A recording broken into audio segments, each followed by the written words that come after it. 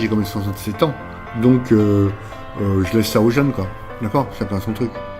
Mon père il vendait des télés, et il y a eu le noir et blanc et après la couleur. Il y a eu la couleur, c'est pas moi, quoi. Bienvenue sur l'Agro Club, le podcast qui va à la rencontre d'entrepreneurs passionnés aimant parler librement de leur entreprise et du monde de l'agroalimentaire. Aujourd'hui, nous échangeons avec Hervé Diers, le dirigeant de l'entreprise JC David. Cette belle PME, basée à Boulogne, est spécialisée dans la salaison et le fumage de poissons. Bonne écoute. Donc bonjour Monsieur Diers. On dit bien Diers ou Dire? Diers. Diers. D'accord.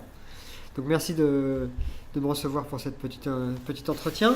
Pour commencer, est-ce que vous pourriez vous présenter vous et votre entreprise en 2 minutes, rapidement? Moi, je suis né à Boulogne-sur-Mer et j'ai commencé ma carrière dans l'agroalimentaire chez Danone, chez Tesser et... Non, j'ai dit de pas m'appeler. Pas de souci, on peut... Je vais Vous pouvez couper. C'est des choses qui arrivent. C'est pas ça. Vous savez ce qui s'est passé, c'est que comme il y a beaucoup de commandes, comme tout est pris en bas, ça monte chez moi. D'accord. Donc oui, je suis né à Boulogne-sur-Mer, j'ai commencé ma carrière dans l'agroalimentaire chez Danone, chez Tesser, puis en Bretagne dans la salaison de charcuterie, où j'ai commencé en tant que chef de vente au début de ma carrière.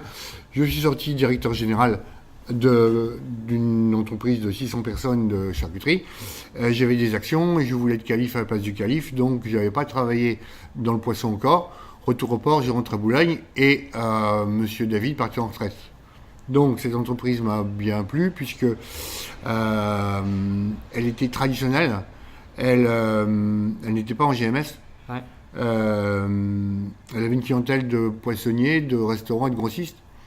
Et elle fumait encore à l'ancienne. C'est-à-dire que Monsieur David a créé son entreprise en 1973, mais il l'a appris de sa mère Marcel, qui est née, elle, en 1911, qui a commencé à travailler en 1922, à l'âge de 11 ans. Elle a terminé sa carrière à 63 ans en tant que contre-dame. Et elle lui a dit à son fils, si tu veux faire le job, tu fais comme moi, tu fumes dans les fours à bois, tu sales dans les fosses à sel, comme par le passé. Tu ne changes rien. Parce que 73, c'est l'arrivée des grandes surfaces, c'est l'arrivée de Auchan, là, en zone industrielle. Et puis, il y avait encore une trentaine de saleurs sur Boulogne. Et puis, après hier. Hein. Et là, c'était plus vite, moins cher. C'est-à-dire, comme en course. Tout le monde arrive, premier virage, on se regarde, tu freines, je freine, tu freines pas, je freine pas. Et à ce moment-là, il y a plein de salaires qui sont partis au fossé, comme on dit. Il en reste aujourd'hui 5 sur le coin. Mais je suis le seul aujourd'hui encore à fumer dans 20 fours à bois. Et donc actuellement, vous avez combien d'employés ici? Là, on est 50, un peu plus de 50. Enfin, si on compte en équivalent temps plein, avec l'intérim, on est autour de 50 personnes, oui. D'accord. Mais quand j'ai pris l'affaire en 2001, il y avait 10 personnes et on faisait 1,2 million. Et j'ai embauché entre 2 et 3 personnes pendant 15 ans, tous les ans, pour arriver là. Alors avant de parler de l'entreprise, j'aimerais qu'on parle un tout petit peu de vous. Je vais vous proposer un petit jeu. On va appeler ça Hareng ou Haddock. L'idée, c'est que je vais vous proposer une série de couples de mots. Et il va falloir que vous me disiez lequel vous plaît le plus à chaque fois. Friterie ou estaminet? Estaminet. Welsh ou carbonade? Carbonade. Ordinateur ou papier-crayon? Papier-crayon. Mac ou Windows? Ni l'un ni l'autre. Word ou Excel? Surtout Word. 1980 ou 2050? 80. Ville ou campagne? La mer. Bière ou vin? Whisky. Non, j'exagère, c'est du vin, bien sûr. Hareng ou Haddock? Les deux. Depuis combien de temps êtes-vous à la tête de JC David? 17 ans. Et en 17 ans, est-ce que vous pouvez nous raconter un petit peu qu'est-ce qui a évolué? Comment ça a évolué? Quand j'ai repris l'entreprise, Monsieur David était un formidable artisan qui faisait des bons produits, qui étaient connus, reconnus, chez les grossistes parisiens qui livraient même les tables comme l'Élysée ou l'Assemblée nationale, ainsi que des belles brasseries comme l'IP à Paris. Mais il n'était pas foncièrement commercial. Donc, ce qui m'a plu dans cette affaire, c'est qu'il y avait un fort potentiel de développement. Il n'était pas connu. Le nom David n'était pas connu, il y avait simplement une couleur un peu jaune qui ressortait. Donc, si vous voulez, j'ai fait comme un peu avec Manu France. J'ai vu qu'il y avait un peu de poussière, j'ai enlevé la poussière, j'ai relooké, j'ai fait une marque. Du nom David, j'en ai fait une marque. Donc, et j'ai progressé tous les ans, de 5 à 10% chaque année, sans discontinuer pendant 17 ans. Et ce qui fait que j'ai emmené avec moi le personnel. Il n'y avait que du hareng, il faisait que du hareng. On a additionné le haddock. Le haddock maintenant il pèse à peu près 400 tonnes. Le hareng est à 350. Et on fait aussi du maquereau et aussi du saumon. Donc tout ça c'est un développement qui s'est fait dans la qualité, parce que la qualité c'est la baseline de l'entreprise, c'est marqué la qualité d'abord sous le logo.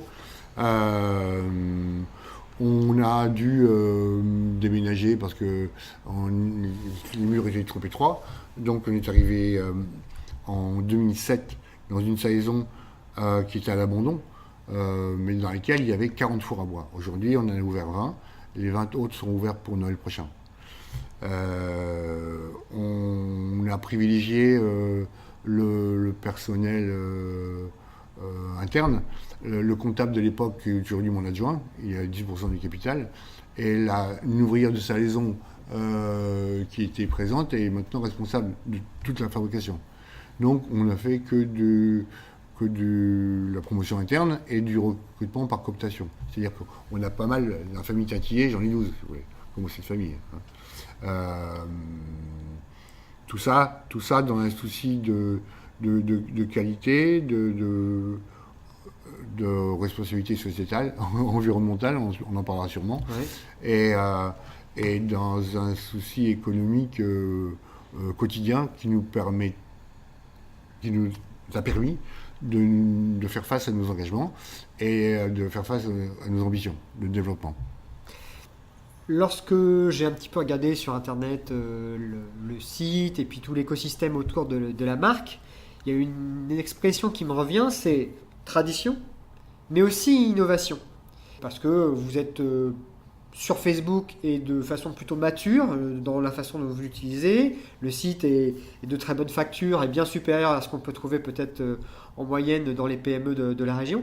Et j'aimerais savoir, qu'est-ce qui fait que vous décidez de conserver certains éléments traditionnels et peut-être d'autres que vous décidez de moderniser parce que vous pensez qu'il est plus pertinent de moderniser que de conserver les éléments traditionnels. Comment vous faites ces choix, justement ? Non, mais c'est un tout, dans le sens, on peut être traditionnel et aussi veiller en veillant à la qualité de nos produits, mais dans la modernité, allonger par exemple la date de péremption, on pouvait toujours continuer à livrer nos harengs emballés dans du papier cellophane. Ouais. Il y avait 10-15 jours de date. Maintenant, on a du multivac qui nous permet, avec des qualités organoleptiques identiques, à mettre 35 jours. Donc ça, c'est pas l'innovation, mais c'est de la modernité dans la tradition. Ensuite, dans le marketing, effectivement, on va creuser dans notre histoire, on va creuser dans l'histoire de Boulogne, de la pêche, du hareng, mais on le met au goût du jour. On a un logo qui marque et qui se repère. Ensuite, dans ce qui est de notre communication, effectivement, là vous touchez à un point que je ne maîtrise pas complètement, que je laisse à la nouvelle garde, à la relève. Et c'est la relève qui s'occupe de ça. La relève, elle s'occupe qui ont 15-20 ans de moins que moi, mais qui sont au fait du sujet. Et qui, eux, vont effectivement se pencher sérieusement sur Facebook, que personnellement je ne suis pas, sur le site internet, et j'irai même encore plus loin demain sur du e-commerce. Quand est-ce que vous avez commencé à prendre conscience que c'était important et quelles ont été vos premières démarches? Eh bien, on a dû investir tout simplement, trouver les bonnes personnes et investir. Donc, on met un budget, on définit, on est plusieurs ici quand même à décider, j'ai un comité de direction et j'ai mes nouveaux actionnaires qui sont là. Donc, ensemble, on a décidé de partir sur ce chemin et c'est eux qui le gèrent, dans le sens où c'est externalisé pour l'instant. D'accord. Les décisions se prennent ici, mais on externalise pour la fabrication du site, pour la gestion de Facebook et demain pour la création du e-commerce. D'accord. Mais dans le même sens, nous embaucherons demain ou nous mettrons quelqu'un spécifique pour tout cela en interne quand les commandes vont tomber, bien sûr. J'ai quand même 67 ans, donc je laisse ça aux jeunes, quoi. D'accord ? Chacun son truc. Mon père vendait des télés, et il y a eu le noir et blanc et après la couleur. Il y a eu la couleur, c'est pas moi, quoi. Tant que c'est efficace et que ça participe au développement, ça vous va? Bien sûr. Mais néanmoins, comme vous l'avez remarqué, on est up to date, comme on dit. On est à la page, parce qu'on fait le job, et on externalise, mais on le fait quand même. Vous avez vu qu'il y avait quelque chose, qu'il y avait un levier Bien sûr. à explorer. Bien sûr. D'accord. Et donc ça a commencé il y a combien de temps finalement cette démarche?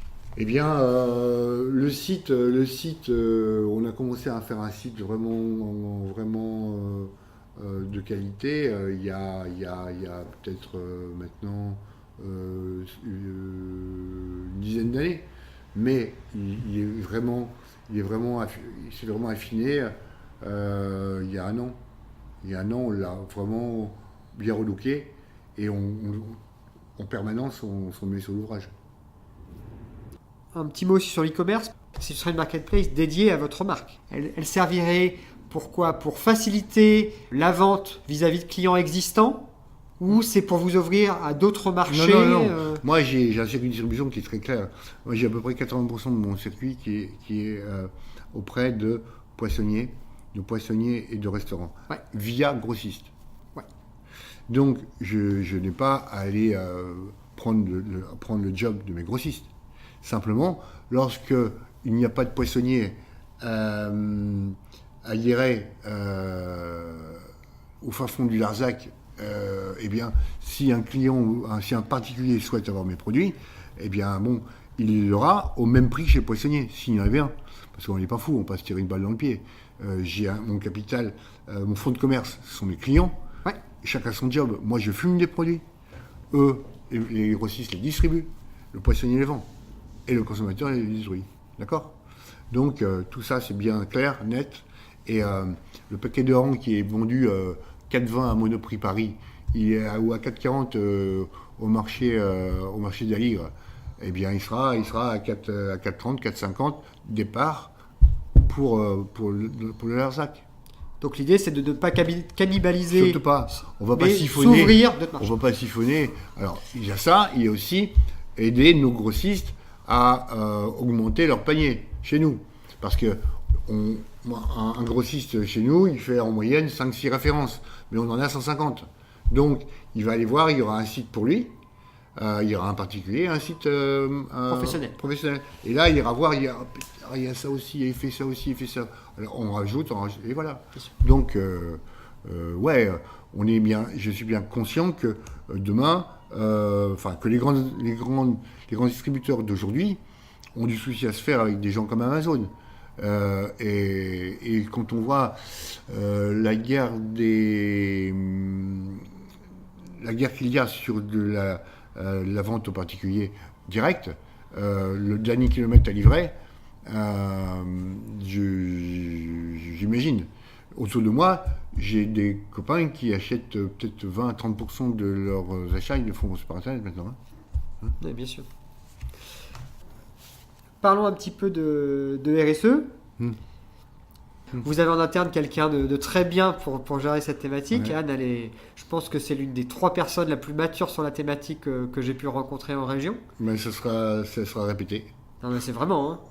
Donc on la saluera tout à l'heure de toute façon. On la saluera tout à l'heure. Tout à fait. J'ai vu qu'elle était au travail. Oui, il y a les vétos, je crois qu'ils sont là aujourd'hui. Il y a 5-10 ans, c'était des thématiques un petit peu hors du champ business. Aujourd'hui, on voit que certains distributeurs... Non. Les 5-6 ans, on était déjà dedans. Nous. Vous y étiez, mais... Bien sûr, déjà. Mais je parle du business agroalimentaire et des distributeurs. De ce que j'ai vu moi, après, j'ai vu un shift il y a 2 ans. Est-ce que vous avez vu peut-être des signaux plus tôt que ça? Moi, je l'ai vu dès le départ. Quand on se situe résolument sur le marché premium, on se doit d'être vertueux, de montrer l'exemple. Donc, depuis toujours, j'ai acheté du poisson tracé qu'on appelle aujourd'hui MSC, c'est-à-dire qu'on pêche du poisson au bon moment, à la bonne taille, pas quand il se reproduit et sans piller les mers. D'accord ? Derrière ça, on a une station d'épuration qui traite les eaux grasses et les eaux salées. On a une machine à laver qui récupère l'eau de rinçage et qui nous permet d'économiser qui nous permet d'économiser beaucoup d'eau. On a derrière, ici, on a une machine à faire nos copeaux. Pourquoi ? Parce que j'ai acheté mes copeaux en Belgique, je faisais 1000 km par mois pour acheter des copeaux de chêne. Et puis je me suis dit, attends, pourquoi on va faire une borne ? On va bouffer du CO2 pour rien. Donc j'ai regardé, j'ai trouvé une machine à faire des copeaux en Angleterre, à Liverpool, parce que les Anglais sont très sport équestres et leurs chevaux ne dorment pas sur de la paille, ils dorment sur des litières de bois. Intéressant. Donc j'ai acheté une machine à copeaux. Cette machine à copeaux, elle est arrivée ici, je ne pouvais pas la mettre, c'est trop petite. J'ai acheté le bâtiment d'à côté, j'ai cassé le mur, j'ai mis une bande transporteuse et le copeau arrive directement en bas. Mais le copeau de quoi ? De chêne, de où ? Des forêts limitrophes. Alors, généralement, moi je voudrais d'Èvre, Édin, j'étais hier à Édin, mais je voudrais être encore plus proche, mais non. Donc, on va dire au nord de Paris. Au nord de Paris, on achète notre bois et on fait nos propres copeaux. Et le bois s'achète à l'ONF, il est certifié PEFC. PEFC, ça veut dire Programme européen de forêt certifiée. En gros, j'achète un arbre, j'en plante un. En gros, ça veut dire ça. Donc, en faisant j'ai mon bilan carbone, bien sûr, mais en faisant à l'achat des produits MSC, du bois PSC à la fin, la boucle est bouclée, on a fait le job, quoi. Derrière, on a notre bilan carbone. Derrière, on est félicité par le ministère du Commerce et de l'Artisanat et on est entreprise du patrimoine vivant pour l'excellence du savoir-faire. On a le label rouge, on est les seuls, on était les premiers à avoir le label rouge et sur du hareng. On a le bio sur le saumon d'Irlande. On est, entrepreneur plus engagé. Oui. On a été la 50e entreprise de France à être labellisée. Ouais. Bon, tout ça, c'est pas pour avoir des galons et des barrettes, hein, c'est parce que c'est dans les gènes de l'entreprise. On fait pas ça pour faire bien, on fait ça parce qu'on le pense, parce que c'est notre credo, quoi. Alors ça, c'est pour l'économie, c'est pour la fabrication. Après, pour le personnel, c'est exactement pareil. Hein, on a fait pas mal de choses. On a été, bien sûr, pas la CARSAT, mais néanmoins, on a investi dans le froid, on a investi dans l'ergonomie des plans de travail pour le personnel, on a investi dans le QVT. On est, je pense, à la pointe à ce niveau-là. Et est-ce que... Et nos personnels nous le rendent bien. Parce que là, ce matin, je voyais encore, on a déchargé 30 stères de bois. Ce matin, à 6h, on était dehors. Eh bien, les gars, ils avaient des fennes neufs, un Fenwick neuf. Et là-haut, pour reprendre les palettes, c'est même plus des palettes manuelles. C'est électrique. Il n'y a plus d'effort, quoi. Donc, j'ai remarqué ça ce matin encore. Je ne savais pas qu'on avait ça. Donc, vous voyez, parfois, on est dépassé. En agroalimentaire, il y a une problématique RH importante. C'est compliqué de recruter. Vous... Non, nous, c'est pas compliqué. C'est pas compliqué. Je vous ai dit tout à l'heure, on fait de la cooptation. Des tintillés, j'en ai une douzaine ici. Pourquoi ? Parce que je prends le tonton, la nièce, le neveu, le concierge, je prends... Et puis ça marche, parce que si ça marche pas, c'est celui qui me l'a recommandé qui va prendre. Donc tu viens, je te présente au prêton, je te présente... mais tu files droit. Et j'ai pas de souci. Bon, maintenant, il y a des secteurs assez pointus. Pointu, c'est-à-dire, pour le nommer, c'est la maintenance. Ouais, la maintenance, c'est un souci, parce que sur Capécure, sur Boulogne, sur Calais, sur le Hauts-de-France, on n'en a pas beaucoup. Bon, c'est à nous d'aller chercher ailleurs, c'est tout. Mais là, j'ai des personnes ici, chez moi. J'en ai un qui est arrivé à l'âge de 13 ans dans les fours. Aujourd'hui, il a 44 ans plus tard, il est toujours au même endroit. C'est le même. Et là, je vois une photo. Michel Tintillet. Je vois une photo là. Vous pouvez pas le voir, mais il y a une très belle photo où on voit à 13 ans, en 73. Et en 2017. Et en 2017. Il y a 44 ans d'écart. Et c'est la même personne. À 57 ans donc. Oui, la même personne. Au même endroit, dans la même usine. Voilà. C'est assez intéressant, c'est amusant. La pelle qui a changé. Et lui qui a grossi un petit peu quand même. Et justement, par rapport à tout ce que vous présentez là et toutes ces très belles histoires, aujourd'hui, on dit qu'il faut mettre en avant toutes ces belles histoires parce que le consommateur recherche du sens dans ce qu'il mange. Est-ce que vous avez comme projet peut-être d'aller plus loin dans la mise en valeur de ces choses-là Oui, mais enfin, là, je ne peux pas trop vous en dire parce que bon, c'est dans les cartons, c'est dans les R&D. Je vais laisser le soin, mais c'est ça de faire le job aussi. Hein. Je vais leur laisser un petit peu, non? Bon, je pense qu'on a bien avancé.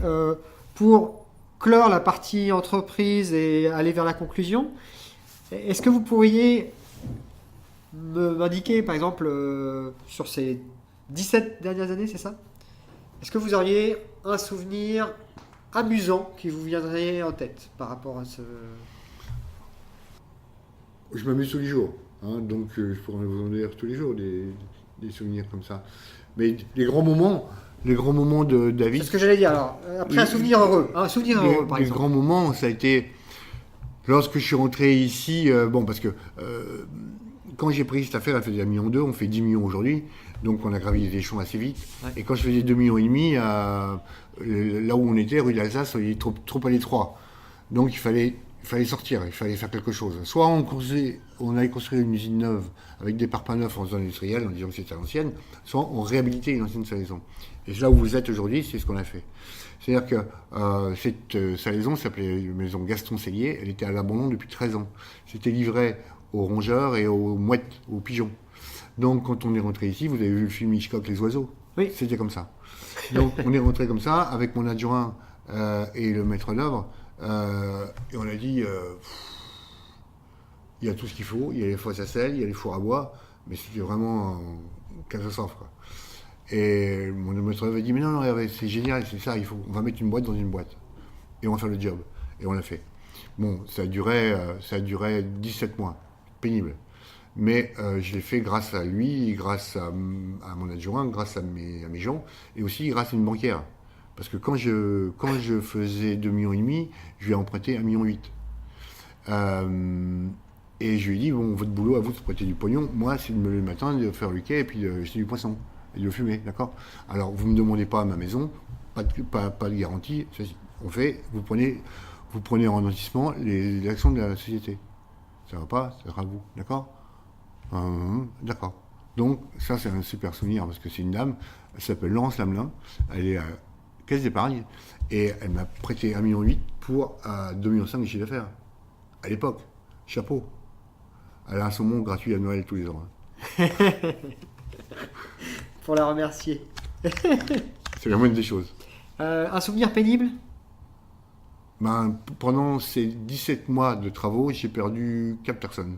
Mes 2 parents, mon frangin et mon parrain. Ah oui, donc en plus des soucis, il y avait tout ça qui est tombé dessus. Ouais. Donc là, il faut être... Et je voulais le faire pour eux, enfin pour mes parents surtout, puis ils l'ont pas vu. Si vous pouviez remonter en arrière, ces 17 ans, et que vous pouviez donner un conseil au vous qui reprend l'entreprise JC David, qu'est-ce que vous lui diriez? Il faut jamais relâcher. Il faut taper dedans tout le temps. Moi, je suis là ici à 6h le matin. Hein. Et je suis là, et quand mes copains arrivent à 8h, moi, entre 6 et 8, j'ai pris les commandes. D'accord? Alors quand ils appellent à 8h, ils disent, non, dire s'il est passé avant, quoi. Quand je dis hier, ça veut dire David, bien sûr. Mais bon, ouais, il faut aimer ce qu'on fait, bien sûr, déjà, première chose. Et puis, il faut, comme dans un avion, regarder bien tous les paramètres, tous les cadrans, au vert, dès qu'il y a un truc rouge ou orange qui s'allume, sauter dessus, Et puis j'ai bien géré, quoi. J'allais dire franc kilo, c'est euro kilo, quoi. Hein, en plus, la marge. Parce que si on soulève des tonnes et des tonnes de produits, on en va engraisser qui? Les marchands de carton et les transporteurs. C'est pas le but. Donc il y a une logique d'efficacité quand même. Ouais, forcément. C'est ça. Si vous deviez être le directeur général d'une autre PME, TPE ou même grand groupe, laquelle choisiriez-vous? Une marque anglaise. Qui D'accord. s'appelle Triumph. Bonneville Moto. La moto. Ah oui, vous disiez que vous adoriez faire de la moto. Mais je fais mes clients en moto. Je fais 25 000 km par an. Et je fais la Bretagne, l'Est, le Sud-Est, le Sud-Ouest. Je pars 4 fois par an à peu près. Si vous n'étiez pas gérant d'entreprise, quel métier vous aimeriez faire? J'aurais aimé. Oui. J'aurais aimé être pilote d'avion. Mais je n'avais pas les capacités. D'accord. Alors ici, on est dans votre bureau. Il y a des fours, il y a des anciens fours à bois. Il y a plein de petits objets. J'aimerais savoir, est-ce que vous avez un objet fétiche, un objet que vous appréciez particulièrement et qui, je suppose, est peut-être dans cette salle?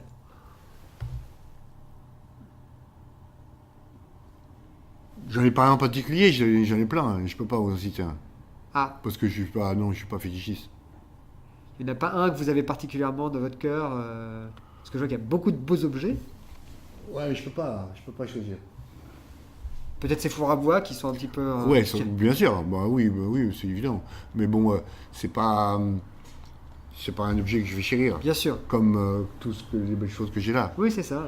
On voit j'ai des phares, j'ai des pots anciens de Félix Potin, j'ai des statues, j'ai des antiquités, j'ai plein de choses, oui. Ouais, c'est ça. Je peux pas choisir. 2 dernières questions. Si vous pouviez passer un dîner avec n'importe qui, vivant ou mort, qui choisiriez-vous? James Dean. James Dean. D'accord. Et enfin, dernière question. Ou Steve McQueen. Steve McQueen. Ouais. Ou James Dean. Dernière question. Y a-t-il une personne que vous aimeriez entendre sur ce podcast auquel je pourrais poser un petit peu toutes ces mêmes questions?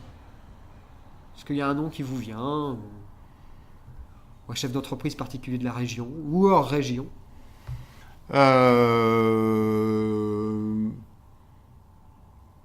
Peut-être des collègues du coin ou autre part en région ou même en dehors de la région. Je peux me déplacer, moi. Jean-Paul Agon de L'Oréal. C'est où? L'Oréal. Ah, d'accord. Alors là, c'est... Ouais, je vais me renseigner. Ouais, c'est le successeur de Owen Jones. D'accord. Jean-Paul Agon, c'est une belle personne, je crois. Vous suivez un petit peu les vies de beaucoup de chefs d'entreprise, ça vous Non, intéresse? mais je suis abonné à Challenge et puis à Au Monde, donc je lis un petit peu quand même. D'accord. Ouais.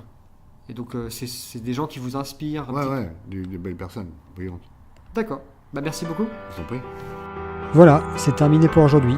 N'hésitez pas à partager ce podcast sur les réseaux sociaux et à nous suivre sur Twitter à l'adresse agroe, AGROE-8i. Enfin, si vous avez des idées de chefs d'entreprise agro inspirants à interviewer ou si des thématiques vous intéressent, faites-en nous part sur Twitter. À la prochaine!